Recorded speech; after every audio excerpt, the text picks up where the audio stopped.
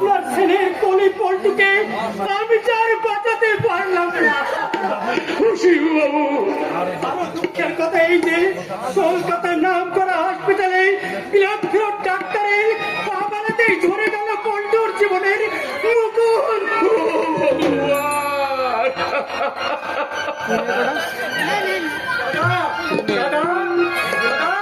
এই যে দাদা, বিজয়বাবু মানে অসীমবাবুর অ্যাক্সিডেন্ট হয়েছে।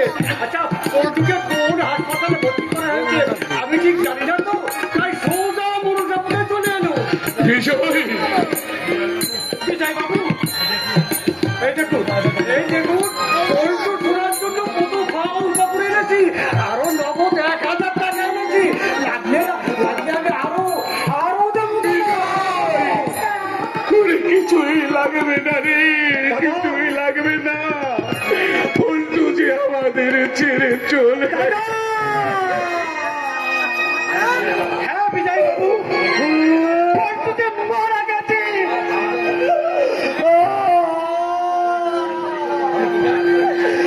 এত আশা করে আমি তার নাম করে এগুলো আমি কিনে আনলাম।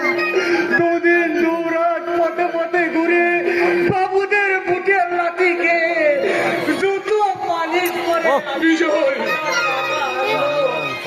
তাও পল্টু আমাদের কাছে চলে গেল দাদা। ওরে আমার পল্টু সোনা রে। কাঁদছিস বিজয়, কাঁদছিস? না না, কাঁদিসনি বিজয়, কাঁদিসনি। পল্টু মরেনি, পল্টু মরতে পারে না রে, সে যে বেঁচে গেছে।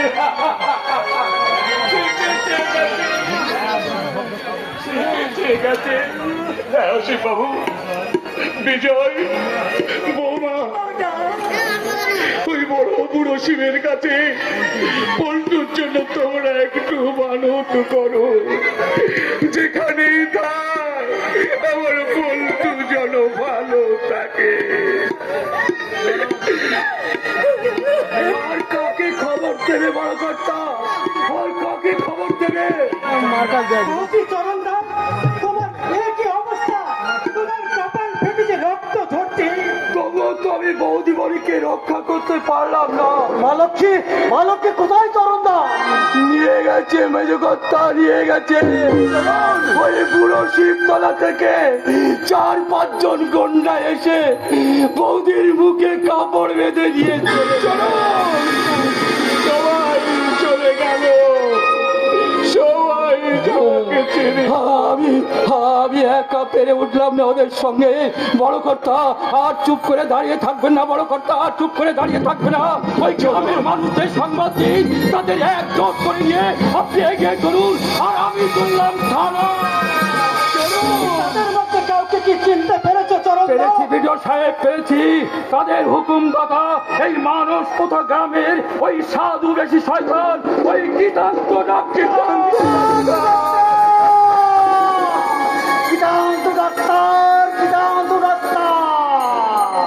অসীমবাবু, আপনি দাদাকে দেখবেন। তুই কোথায় যাচ্ছিস বিজয়? মা লক্ষ্মীকে উদ্ধার করতে যাচ্ছি দাদা, মা লক্ষ্মীকে উদ্ধার করতে যাচ্ছি। কোথায় লুকিয়ে রাখবে তাকে? ওই পাতালের অন্ধকূপে রাখলেও মা লক্ষ্মীকে আমি ফিরিয়ে আনবো। যাচ্ছি বিজয়, যাচ্ছি। ও কি বিজয়বাবু, আপনি অসুস্থ, আপনার মুখ থেকে রক্ত উঠছে। তবু তো আমার পল্টু সোনাকে আমি বাঁচাতে পারিনি। আমার বংশের, আমার সমাজের, আমার দেশের মেয়ে সংগ্রাম ওই পশুর শিকার হতে আমি দেব না, কিছুতেই নয়। তুইও যে হারিয়ে যাবি ভাই। কিছুই থাকবে না দাদা, কেউ থাকবে না। তুমি শুধু আমাকে আশীর্বাদ করো দাদা, আমি যেন ওই মা লক্ষ্মীকে ফিরিয়ে আনতে পারি। আর যদি ফিরিয়ে আনতে না পারি, আমি মা লক্ষ্মীকে ফিরিয়ে আনবোই আনবো। সেদিন ফিরে এসে তোমাকে আমি দাদা দাদা বলে মুখিয়ে বলবো। আর যদি ফিরে আনতে না পারি তাহলে এই জগতে হয়তো আর আমাদের দেখা হবে দাদা। আর আমাদের বিজয় বিজয় চলে গেল। আমার খুবিল টু গেছে, বৌমা গেছে, বিজয়ও চলে গেল।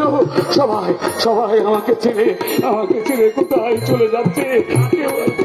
কিন্তু কিন্তু সাধ্য হলো মানুষের দল, মানুষকে যারা সইতে পারে না শিবনাথ বাবু। চলুন আপনি থানা হয়ে আমার সঙ্গে কলকাতায় চলুন। অসীম বাবু, কোচে হলদার বাবু যখন আছেন, সাবিত্রী বোনকে তিনি নিশ্চয়ই উদ্ধার করবেন। আপনি চলুন, পল্টুর মৃতদেহটা এই কলকাতা শ্মশানেই। না না, কলকাতায় নয় গো, কলকাতায় নয়। গ্রাম বড় ভালোবাসতো, তাকে আমি এই গ্রামের মাটিতে পুড়িয়ে ছাই করে দেব। কিন্তু কি ভাবছেন পল্টুর মৃতদেহটা আমি কোলে করে আনতে পারবো তো? ভাববে না আমি একটু চোখের জল ফেলবো না, আমার পল্টুকে আমি সুখ দিতে পারিনি, তার খাওয়া দিতে পারিনি, কাপড় দিতে পারিনি, কিন্তু তার মুখে আমি আগুন ঠিক তুলে দেবই।